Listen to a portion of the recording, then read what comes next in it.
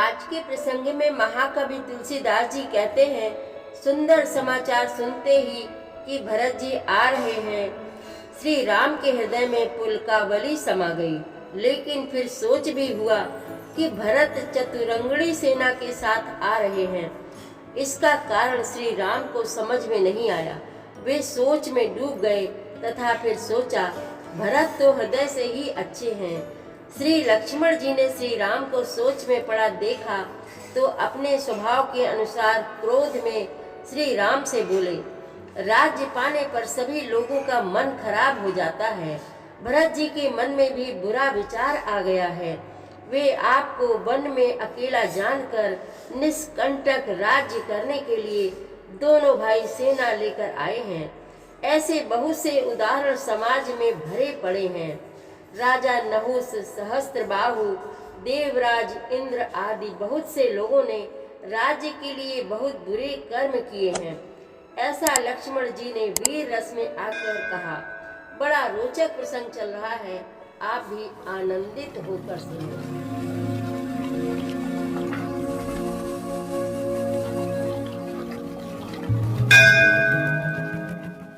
श्री रामचरितमानस पाठ को सुनने वाले सभी श्रोताओं का स्वागत है। राम राम जी। पाठ प्रारंभ करने के पहले बोलिए, सियावर रामचंद्र की जय, पवन सुत हनुमान की जय, श्री तुलसीदास जी महाराज की जय।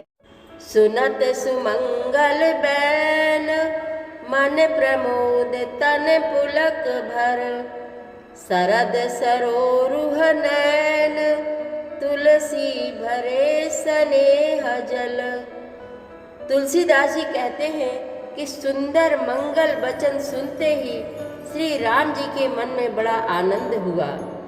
शरीर में पुलकावली छा गई और शरद ऋतु के कमल के समान नेत्र प्रेमाश्रुओं से भर गए। बहुरी सोच बस भेसिए रवनु, कारण कवन भरत आगवनु, एक आयस कहा बहोरी, सेन संग चतुरंग न थोरी। सीतापति श्री रामचंद्र जी पुनः सोच के वश हो गए कि भरत के आने का क्या कारण है। फिर एक ने आकर ऐसा कहा कि उनके साथ में बड़ी भारी चतुरंगणी सेना भी है। सो सुनि राम ही भांति सोचू, इत पित बचित बंधु सकोचू, भरत स्वभाव समुझि मन माही, प्रभु चित हित थिति पावत नाही। यह सुनकर श्री रामचंद्र जी को अत्यंत सोच हुआ। इधर तो पिता के वचन और इधर भाई भरत जी का संकोच। भरत जी के स्वभाव को मन में समझकर तो प्रभु श्री रामचंद्र जी चित्त को ठहराने के लिए कोई स्थान ही नहीं पाते हैं। समाधान तब भाय जाने, भरत कहे महु साधु सयाने, लखन लखऊ प्रभु हृदय खबारू, कहत समय समय नीति विचारू। तब यह जानकर समाधान हो गया कि भरत साधु और सयाने हैं तथा मेरे कहने में आज्ञाकारी हैं। लक्ष्मण जी ने देखा कि प्रभु श्री राम जी के हृदय में चिंता है, तो वे समय के अनुसार अपना नीति युक्त विचार कहने लगे। बिनु पूछे कछु कहऊँ गोसाई, सेवक समय न ढीठ डिठाई, तुम सर्वज्ञ शिरोमणि स्वामी, आपनि समुझ कहऊँ अनुगामी। हे स्वामी, आपके बिना ही पूछे मैं कुछ कहता हूँ। सेवक समय पर ढिठाई करने से ढीठ नहीं समझा जाता, अर्थात आप पूछे तब मैं कहूँ ऐसा अवसर नहीं है। इसीलिए यह मेरा कहना ढिठाई नहीं होगा। हे स्वामी, आप सर्वज्ञों में शिरोमणि हैं, सब जानते ही हैं। मैं सेवक तो अपनी समझ की बात कहता हूँ। नाथ सुहृद सुठ सरल चित, शील स्नेह निधान, सब पर प्रीति प्रतीति जिया, जानिए आप समान।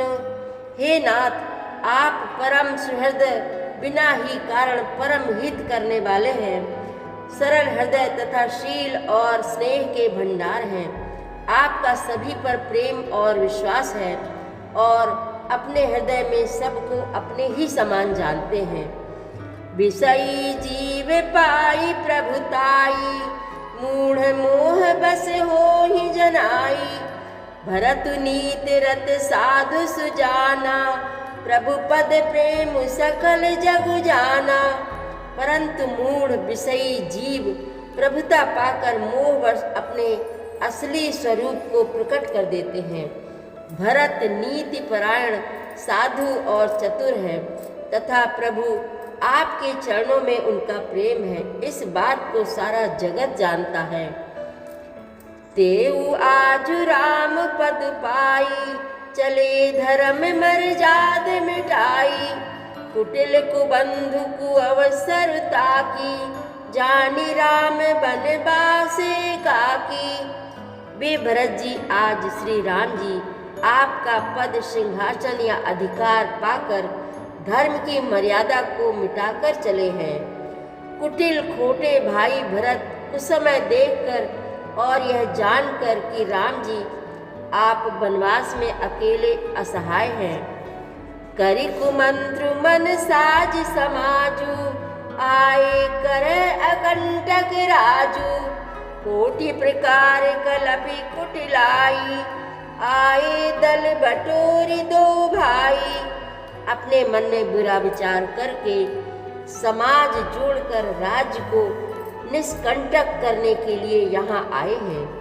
करोड़ों प्रकार की कुटिलताएं रचकर सेना बटोर कर दोनों भाई आए हैं। जौ जिए होती न कपट कुचाली, कहीं सुहाती रथ बाज गजाली। भरत ही दोष दे को जाए, जग बौराई राज पद पाए। यदि इनके हृदय में कपट और कुचाल न होती तो रथ, घोड़े और हाथियों की कतार कैसे सुहाती। परंतु भरत को ही व्यर्थ कौन दोष दे। राजपद पा जाने पर सारा जगत ही पागल मतवाला हो जाता है। शशि गुरुति गामी न दुसु, चढ़े भूमि सुरजान।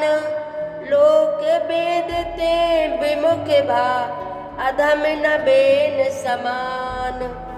चंद्रमा गुरु पत्नी गामी हुआ, राजा नहुस ब्राह्मणों की पालकी पर चढ़ा और राजा बेन के समान नीच तो कोई नहीं होगा जो लोक और वेद दोनों से विमुख हो गया। सहस बाहु सुरनाथ त्रिशंकु, कहि न राज मद दीन कलंकु। भरत कीन यह उचित उपाऊ, रिपुर निरंच न राघव काऊ। सहस्त्र बाहु देवराज इंद्र और त्रिशंकु आदि किसको राजमद ने कलंक नहीं दिया। भरत ने यह उपाय उचित ही किया है, क्योंकि शत्रु और ऋण को कभी जरा भी शेष नहीं रखना चाहिए। एक कीनी नहीं भरत भलाई, निद्रे राम जानिय सहाई। समुझ परिहि सो आज बिसेखी, समर सरोस राम मुख पेखी। हाँ, भरत ने एक बात अच्छी नहीं की, जो राम जी आपको असहाय जानकर उनका निरादर किया।